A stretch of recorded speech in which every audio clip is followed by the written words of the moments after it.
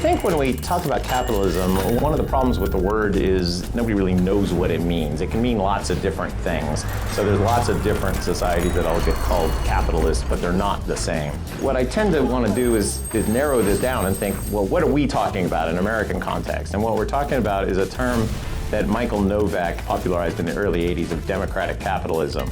And what democratic capitalism is it was a deliberate splitting up of power among these three different groups. So you have a government that's elected by democratic means and set the ground rules for a society, pass laws, ensure rights. And then there's a separate group of people that run an economic system, and that's largely dominated by free markets. And then there's a third group, which we can think of as the moral cultural order. So it's the religious leaders or the thought leaders or sort of the social media influencers now. This was the system that generated all the wealth. The market side of it was able to do lots of technological innovation.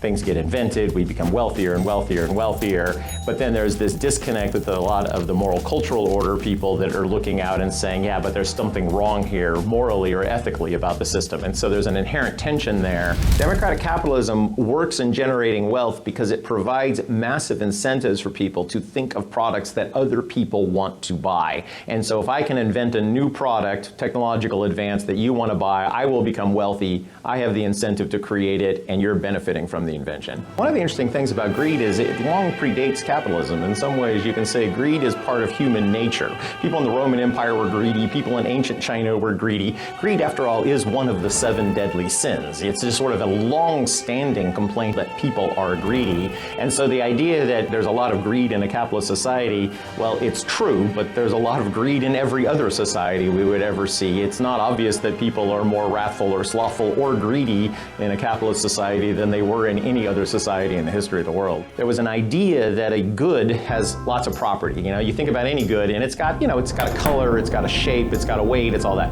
But one of the other things it had was a just price. And the idea of the just price was it was an inherent property of a good, and it's the price you should pay for the good, or you should sell the good for. And it's the right price, it's the fair price, it's a fundamental element of justice. And so then if you think about a merchant, they are either paying less than the just price to somebody to buy it, in which case that's just outright theft, or they're selling it for more than the just price, in which case that's also just outright theft, or they're doing both, in which case they're just really, really horrible people. And so the idea that if there's a just price to a good, then the good should always sell for its just price, and we certainly don't want people buying low and selling high. What's interesting about that is every time any one of us walks into a store and sees something on sale, are we asking, is this below the just price? And we are violating this idea of a just price all the time. One of the things that happens, though, is as we learn more and more about markets or so on, the idea of the just price faded. We no longer think goods have an inherent just price. We are way more likely to talk about pricing as something about supply and demand just sort of generating prices. But the idea of a just price still lingers in people's subconscious, and it shows up periodically when people complain about things like price gouging.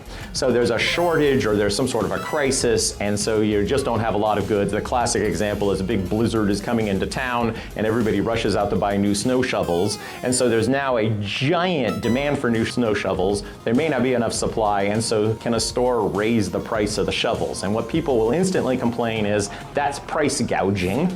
Now, why is it price gouging? Well, it's because people have this idea in the back of their mind that there's this just price for a snow shovel. There's the right price. And so why is the store selling it for this unjust price? It still lingers in people's mind that sometimes stores are just charging too much. Mandeville's Fable of the Bees is the big break point in a lot of thinking about this. And it was a story about bees. It was a metaphor for society, and the bees are all really bad, wicked bees living in a prosperous society. And then the god Jove decides he's tired of the complaints, says all the bees have to be honest, and they instantly become poor. And the moral of the society is if you want to have a prosperous society, you have to put up with a lot of private vice. Before Mandeville, the common idea was Aristotle's old idea that the good man is the good citizen, that being morally just was exactly what made you a good member of society. We've now broken that apart, and we now can think about whether you're benefiting society without worrying about whether all of your actions are individually, privately, morally just. So one of the things that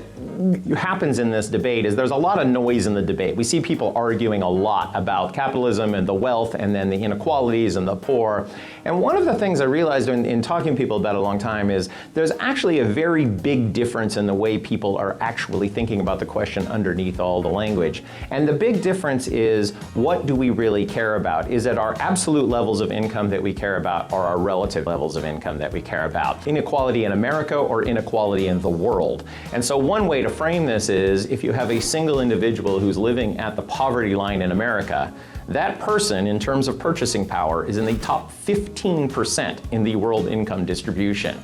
So if we wanted to equalize incomes across the world, we would not only have to be removing income from the wealthiest Americans, we'd also have to be removing income from the poorest Americans to redistribute it to the poorest people in society. And so one kind of thought experiment you can have is you could imagine a society where everybody starts as equal, and then what we do is we just make everybody a little bit richer. So that's one option.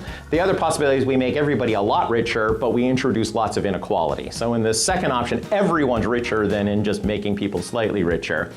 But which one do we like? Do we like the idea of just higher absolute levels of wealth, even with some inequality, or would we prefer the equality even if we were poorer? And I think when you talk to people about this, what you find is that difference is huge. Some people prefer the equality even if it means being poorer. Some people prefer the higher levels of wealth even if it introduces the inequality. And because there's a level of debate at that fundamental point, then we have a hard time reconciling or figuring out how to solve these problems, because we're really arguing for fundamentally different things.